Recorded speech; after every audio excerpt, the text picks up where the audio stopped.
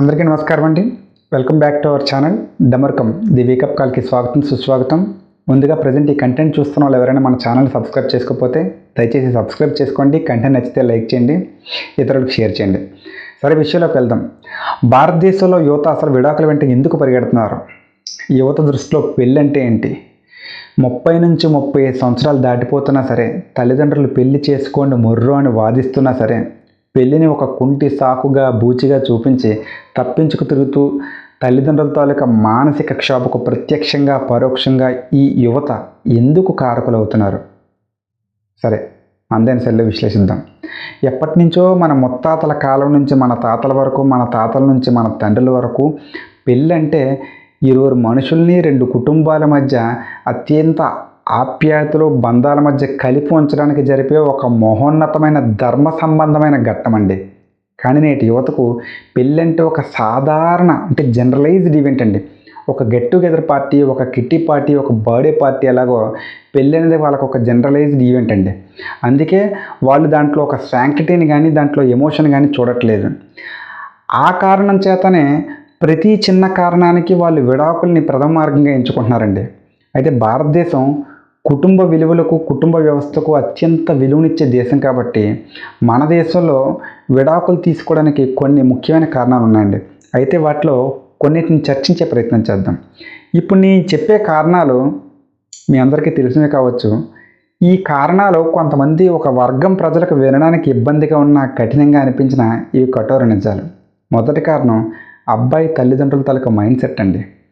ఎందుకు అబ్బాయి తల్లిదండ్రుల తాలూకా మైండ్ సెట్ అంటున్నానంటే, ఒక వేరే కుటుంబం నుంచి మనల్ని నమ్మి మన ఇంటికి వచ్చిన అమ్మాయికి, అంటే మన తల్లి, అంటే మన భార్యకు అత్త, ఈ అందరని చెప్పట్లేదు, ఈ ఉత్తమోత్తమురాలైన అత్తలు, కొంతమంది అత్తలు ఆ అమ్మాయికి మన కుటుంబ వాతావరణానికి అడ్జస్ట్ అయ్యేంత సమయం ఇవ్వకపోవడం మొదటి కారణం. అందులోని మేము చెప్పినట్టే వినాలి, మేము చెప్పినట్టే చేయాలి, మా కాలి కింద చిప్పులా పడుండాలి అని ఒక చెప్పుకోలేని వింత వాతావరణాన్ని ఆ అమ్మాయికి కల్పించడం వల్ల ఈ కుటుంబ ఉక్కపోత బంధానికి తను ఇమ్మడలేక విడాకుల్ని మార్గంగా ఎంచుకుంటున్నారండి. ఇక రెండో కారణం వచ్చేసరికి అమ్మాయి తల్లిదండ్రుల తాలూకా మైండ్ సెట్ అండి. అవును, ఎందుకంటే చిన్నప్పటి నుంచి అత్యంత గారాబంగా పెంచిన మన అమ్మాయిని ఏ కాలేజీలో జాయిన్ చేయాలి, ఏ ఇన్స్టిట్యూట్లో వేయాలి, ఎలాంటి హాస్టల్లో వేయాలని 1కి 10 సార్లు క్రాస్ చెక్ చేసి వెరిఫై చేసుకునే ప్రతి తల్లిదండ్రులు కూడా పెళ్ళి చేద్దామనే ఒక భావన వచ్చేసరికి, పెళ్ళై అత్తగారింటికి వెళ్ళిన తర్వాత అక్కడ డే టు డే యాక్టివిటీస్ ఏంటి, మన డైలీ లైఫ్ మోడిఫికేషన్స్ ఏ రకంగా అడ్జస్ట్ చేసుకోవాలి, మన వాతావరణానికి ఆలింటి వాతావరణానికి అసలు ఎక్కడెక్కడ తేడాలు ఉన్నాయి అని చెప్పే కనీస బేసిక్ అవేర్నెస్ ఈ కాలం తల్లిదండ్రుల అమ్మాయికి కల్పించకపోవడం వల్ల ఇలాంటి వాతావరణమే అక్కడ మా అత్తగారింట్లో ఇదే స్వేచ్ఛ దొరుకుతుందని ఒక భ్రమలో భ్రమించి పెళ్లి చేసుకొని అక్కడికి వెళ్ళిన తర్వాత ఆ వాతావరణానికి అడ్జస్ట్ అవ్వలేక గొడవలతో మొదలైన వాళ్ళ కాపురం విడాకులతో ముగుస్తుందండి. 3, అమ్మాయి తోలకి ఇండివిజువాలిటీ. ఈ విషయం దయచేసి దీన్ని ఎవరు అన్నిదా భావించకండి. తల్లిదండ్రుల సంరక్షణలో అత్యంత బాధ్యతాయుతంగా పెరిగిన అమ్మాయికి బయట వాతావరణం ఏమీ తెలియక ఒక్కసారిగా ఈ ఉద్యోగం రాగానే ఈ కార్పొరేట్ వరల్డ్లోకి రావడం వల్ల అత్యధిక వేతనంతో ఉద్యోగాలు పొందడం, ఖరీదైన కాస్మెటిక్స్కి అలవాటు పడడం, ఈ రంగుల ప్రపంచం నిత్యం నాతో ఉంటుందని ఒక భ్రమలో ఉండడం వల్ల వారు ఊహించుకున్న ఊహా జీవితానికి రేపు పొద్దున మ్యారేజ్ జీవితం ఉండకపోయేసరికి వాళ్ళు విడాకుల మార్గంగా ఎంచుకుంటున్నారండి.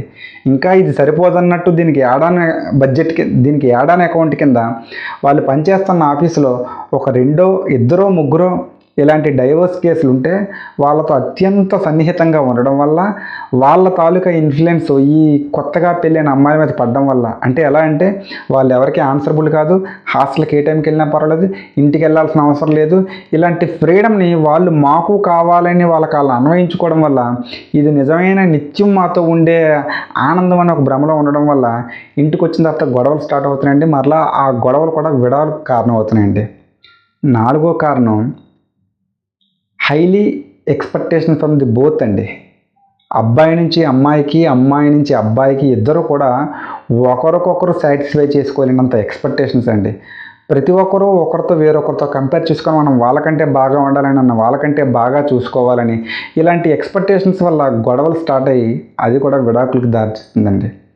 లాస్ట్ బట్ నాట్ లీస్ట్ అండి, ఇది ఒక అన్నదమ్ముల మధ్య కానీ, తల్లిదండ్రుల మధ్య కానీ, భర్తల దగ్గర కానీ, ఇద్దరు స్నేహితుల మధ్య కానీ ఎవరికైనా ఈ రూల్ అప్లై అవుతుందండి. ఒకరినొకరు కూర్చొని సమస్యను విప్పి మాట్లాడుకునే ప్రయత్నం చేయకపోవడం అండి.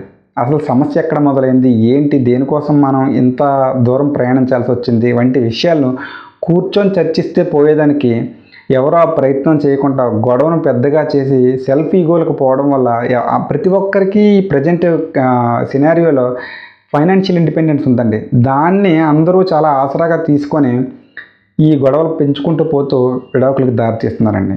అయితే ఇందులో బాధాకరమైన విషయం ఏంటంటే, పెళ్లి చేసుకొని పిల్లలు పుట్టిన తర్వాత విడాకులు తీసుకునే అనేక జంటలు పిల్లల తాలూకా కనీస భవిష్యత్తు కోసం ఆలోచించుకుంటే విడాకులు తీసుకుంటున్నారండి. చిన్న 2-3 సంవత్సరాలు, 4-5 సంవత్సరాల్లో పిల్లలకి కనీసం లోక పరిజ్ఞానం కూడా ఉండదండి. అలాంటి పిల్లల తాలూకా మానసిక పరిస్థితి రేపు పొద్దున్న ఇలాంటి డిస్టర్బ్డ్ ఫ్యామిలీస్ ఇచ్చిన తర్వాత వాళ్ళు ఏ రకంగా ఉంటుంది, వాళ్ళ సొసైటీలోకి వచ్చి ఏ రకంగా వాళ్ళ జీవనాన్ని కొనసాగించరండి. కాబట్టి ఇక నుంచైనా ఎవరైనా ఇలాంటి వింత పోకడల వల్ల విడాకులు తీసుకునే ఆలోచన వస్తే దయచేసి కూర్చొని సెల్ఫ్ అసెస్మెంట్ చేసుకోండి. విడాకులు తీసుకోవడం అంత ఈజీగా, తీసుకుంటే తర్వాత వచ్చే పరిణామాలు ఏంటి అని ఆలోచించుకొని విశ్లేషించుకొని ఇద్దరు కూర్చొని మాట్లాడే ప్రయత్నం చేస్తే ఈ సమస్యకు సొల్యూషన్ జరుగుతుందండి. అన్నిటికంటే ముందు మన ఫ్యామిలీలో ఫస్ట్ గొడవలు వస్తే దీన్ని బయట వీధిలో పెట్టకుండా మనకు మనం ఎలా సర్దుబాటు చేసుకోరా అనే ఒక రకమైన ఆత్మవిమర్శ, ఆత్మ ఆలోచన అనేది మన దగ్గర కలగాలండి. అది కలిగినప్పుడు ఏ ఇతరులు మనకు చెప్పేంత అవకాశం ఉండదు.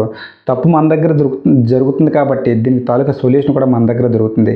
దయచేసి ప్రతి ఒక్కరూ కొత్తగా పెళ్ళైన జంటలు ఎవరైనా ఉంటే పూర్తి నిబద్ధతతో మీరు పూర్తిగా ఆత్మవిమర్శ చేసుకొని 1-2 సార్లు నిశిత పరిశీలన చేసుకొని మీరు ఏదైనా నిర్ణయాలు తీసుకోండి. మరొక రోజు మరొక టాపిక్తో మీ ముందుకు వస్తాం. స్వస్తి.